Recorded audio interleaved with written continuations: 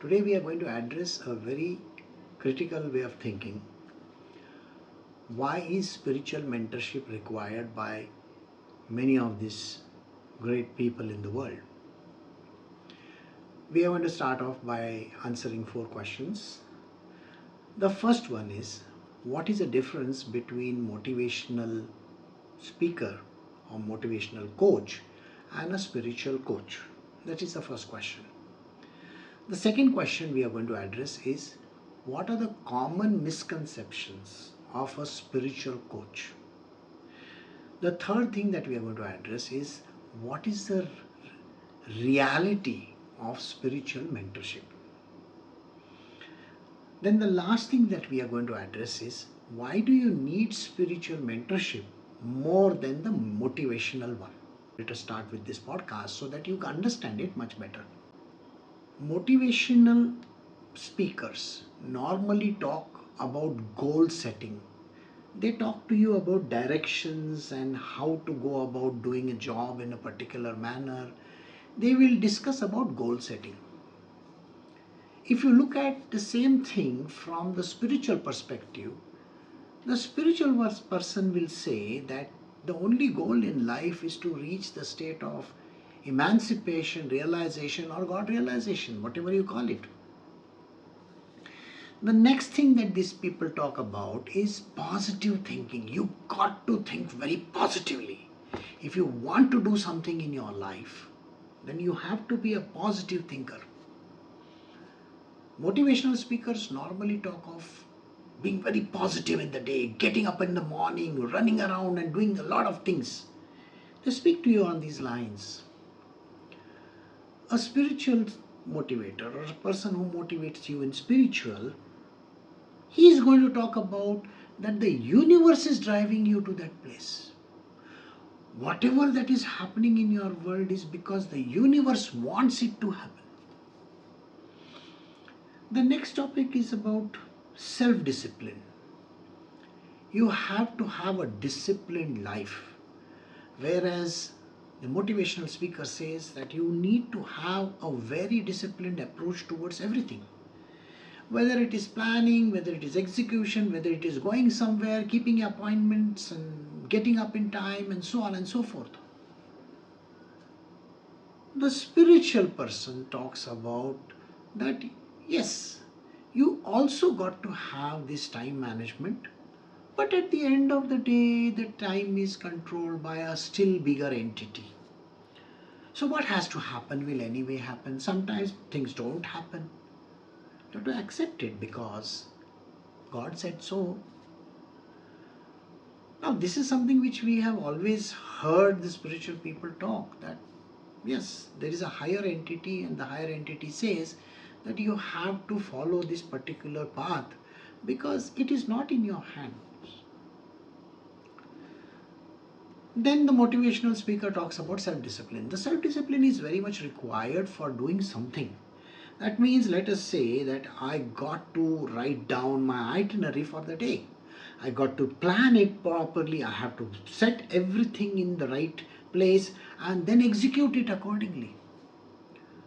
Whereas the spiritual talk is all about, yeah, there is going to be a discipline required, but the discipline is always pointing towards another thing.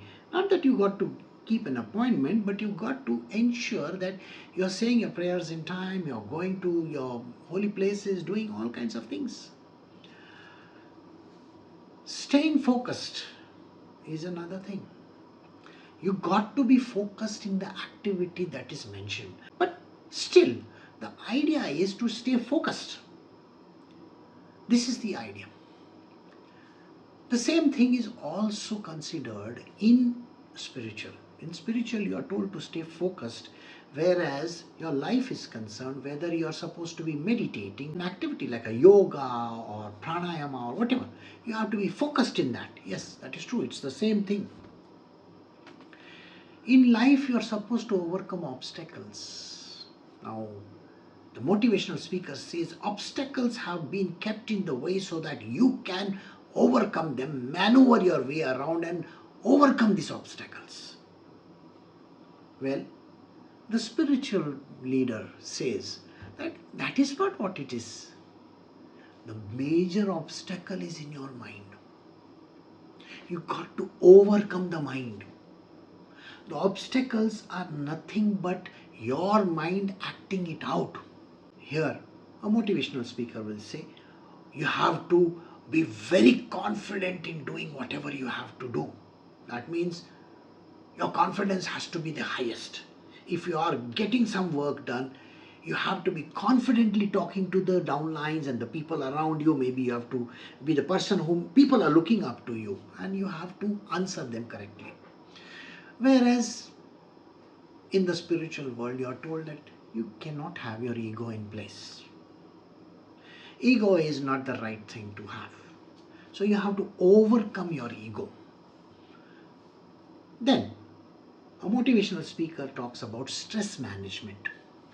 Now, this stress management can be anything. That means you are totally stressed out that the payments have not come in, things have not happened the way you have.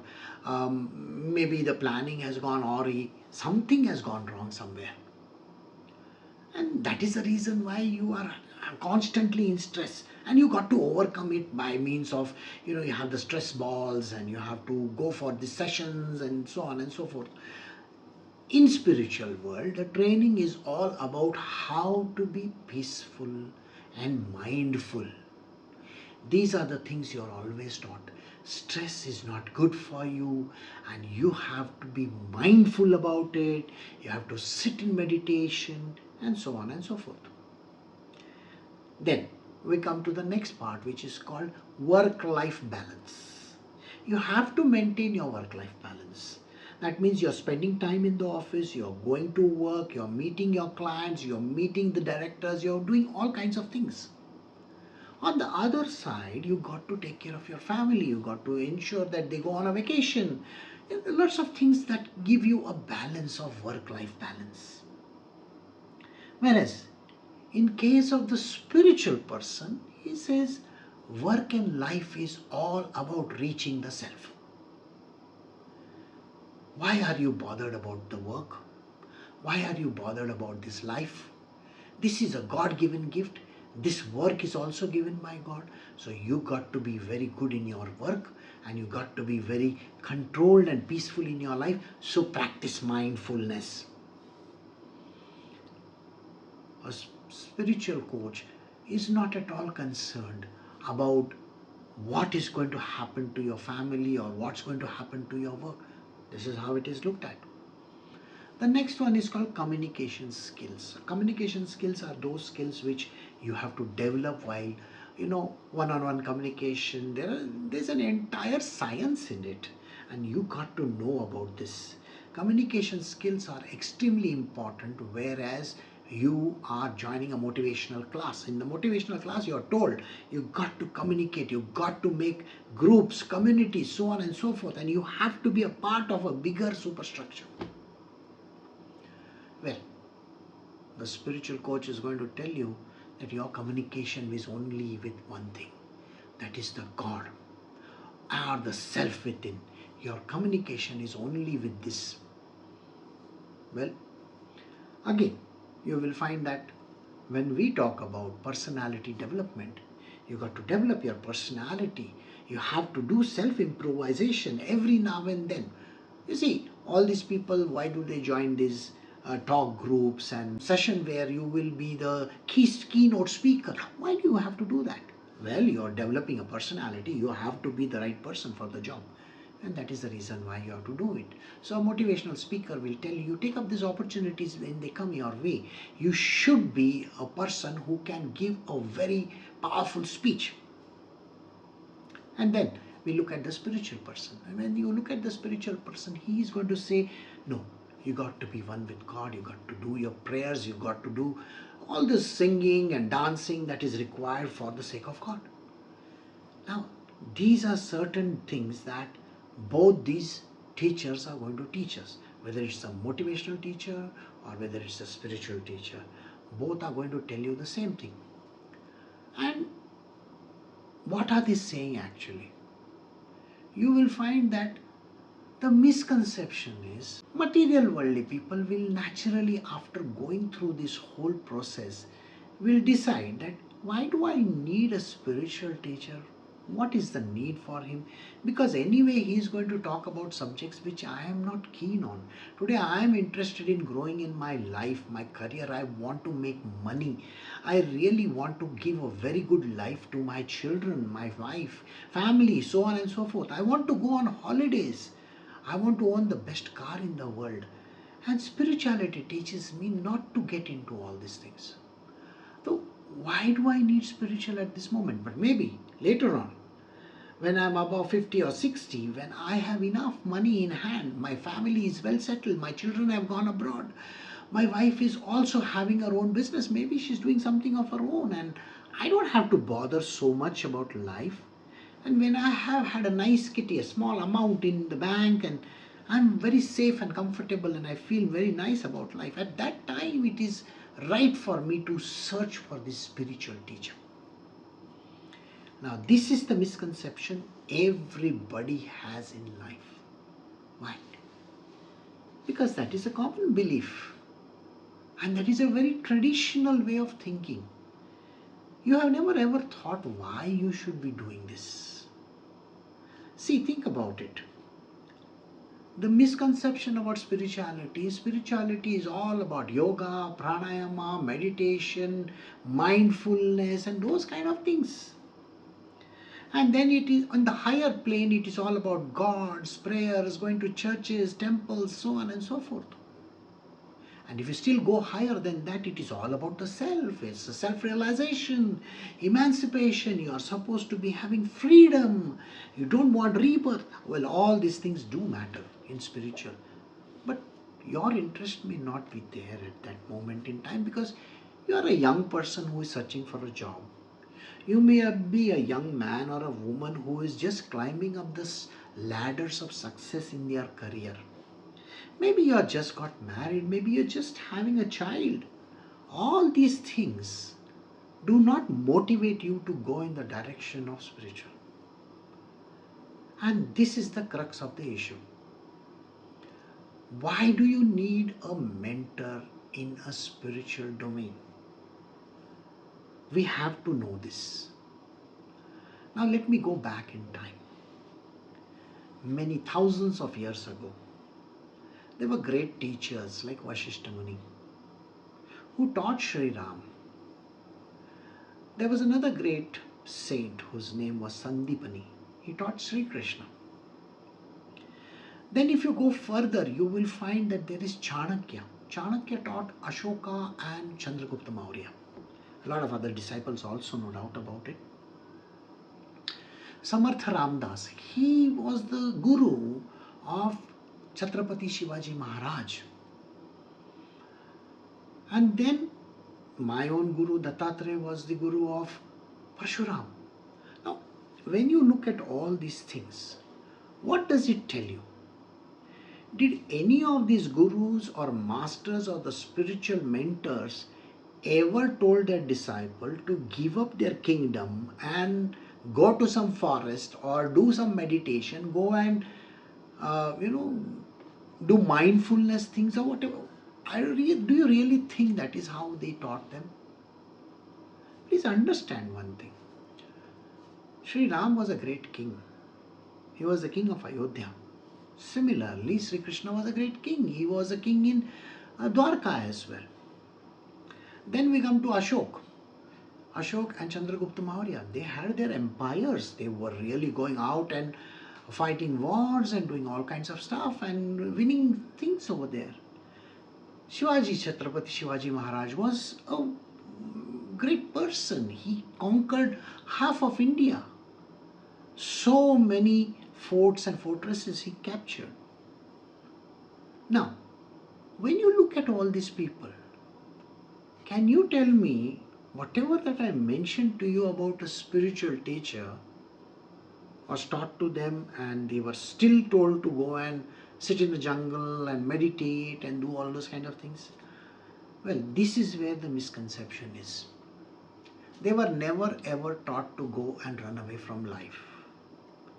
Everybody was supposed to be doing their job diligently. It means very simply that they were taught to be the king and the leaders of their times. The spiritual teacher is also a motivator. He is also a mentor. He guides and motivates them. There are hundreds of subjects that are taught by these teachers in their Gurukul to their disciples. In the Gurukul, a teacher will definitely teach you all these things, including if you are wishing to be a sadhu or a mahatma. There are hardly some of them. It's not that everybody is supposed to go and put on orange color clothes and go to the jungles and meditate and keep on saying those mantras and all that. No. Some of you can be kings. Some of you can be queens as well. So a spiritual teacher's job is not just motivation. The job is to make you the best version of yourself. You have to be the best king that is there in the world. Do you think Chhatrapati Shivaji Maharaj was an ordinary person? Or King Ashok? I don't think they were ordinary. They were the epitome of whatever that you can say during their time. They were the best version of themselves. They captured kingdoms. They were very rich. Their kingdom was flourishing. Everything was going on very well. In the Gurukul system, all these things are taught. Not just motivation, not just telling you how to get out of this particular, the depressive phase or stressful existence, but how to live the entire life from the beginning to the end. And leaving behind a fantastic legacy for mankind. A motivational speaker doesn't tell you any of these things. A spiritual motivator or a spiritual teacher is not only a motivator, but a kingmaker. He is a mentor who is going to guide you right from everything. That is how you dress, how you talk, how you are handling problems, how you rule the kingdom, how money is brought in, what are the essences of rulership and so on and so forth. Everything gets taught to you. And that is why it is a holistic way of learning. There are many other things which I can't cover during this particular session. But next time, maybe when I have come to a point where you will understand how you have to overcome these obstacles, at that point I will come up with a video which will tell you how to do this in your personal life. So I will stop over here, and I will hope that you understand why spiritual mentorship is far greater than motivational mentorship or motivational teachers. Thank you very much for watching. Kindly subscribe and like this video.